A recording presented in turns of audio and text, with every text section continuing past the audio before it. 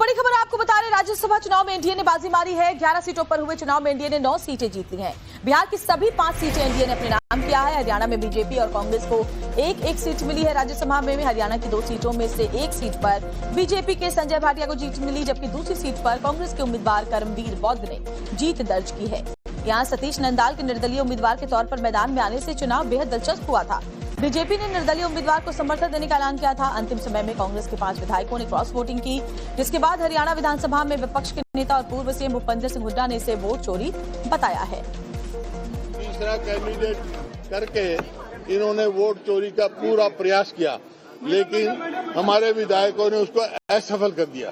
कितने वोटों का अंतर रहा है? साहब कितने वोट? वो तो मैंने अंदर देखा नहीं, लेकिन जीत हमारी हुई है। बस देखिए, एक वोट से इंडिपेंडेंट जो प्रत्याशी थे सतीश नंदल जी, एक वोट से मात्र हार हुई है। कांग्रेस के लगभग 9 वोट इंडिपेंडेंट प्रत्याशी की तरफ गए हैं।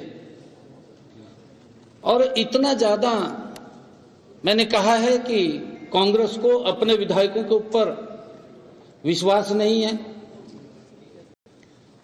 4 वोट कैंसिल हुए हैं, 5 वोट कांग्रेस के क्रॉस हुए हैं, 25% कांग्रेस के विधायक ट्रांसफर हो गए हैं।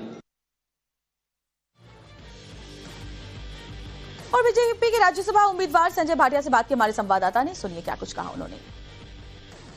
भाटिया मेरे साथ बीजेपी के कैंडिडेट थे, चुनाव जीते। भाटिया साहब, इस जीत को लेकर बड़ी लंबी, बहुत देर से एक तो मतगणना शुरू हुई, काफी देर तक चली, कैसे देखते हैं और क्या इस जीत के क्या मायने आपके लिए? नहीं, मैं समझता हूँ कि बड़ा अच्छा कंटेस्ट रहा और बीजेपी के, क्योंकि एक अच्छा संख्या बल था, तो कंफर्टेबल जीत रही मेरी। 39 वोट मुझे फर्स्ट प्रेफरेंस के मिले और सेकंड प्रेफरेंस भी मिली, उसकी गिनती की जरूरत नहीं थी।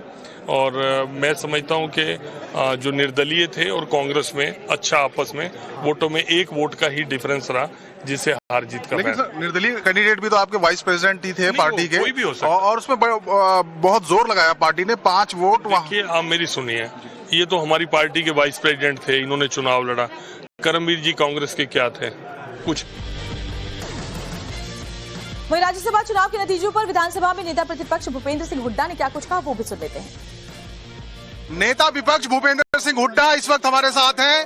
राज्यसभा की 2 सीटों के लिए चुनाव था, उसका नतीजा आ गया है और कांग्रेस के करमवीर बौद्ध जीत गए। हुड्डा साहब, कैसे देखते हैं इस जीत को, और आपके करमवीर बौद्ध कैंडिडेट जीत गए?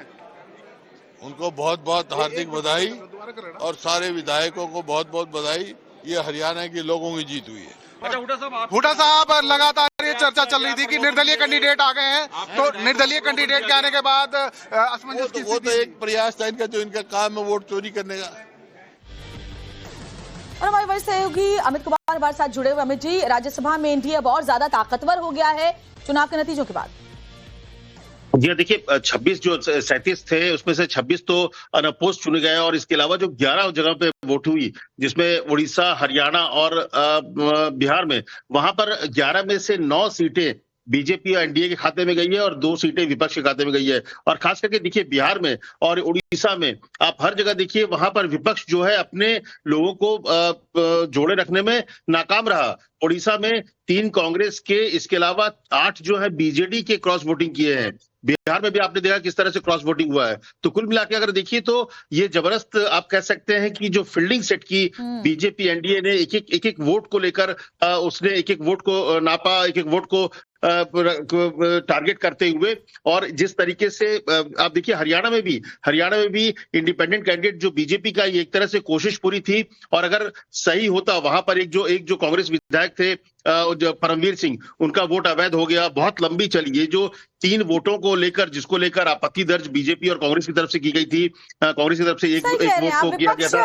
अलग-अलग राज्यों में बिखरा सा नजर आया और एनडीए की और ताकत बढ़ती हुई राज्यसभा में इसके साथ ही दिखाई पड़ी है। बहुत बहुत शुक्रिया अमित जी हमसे बातचीत करने के लिए। एक छोटी सी ब्रेक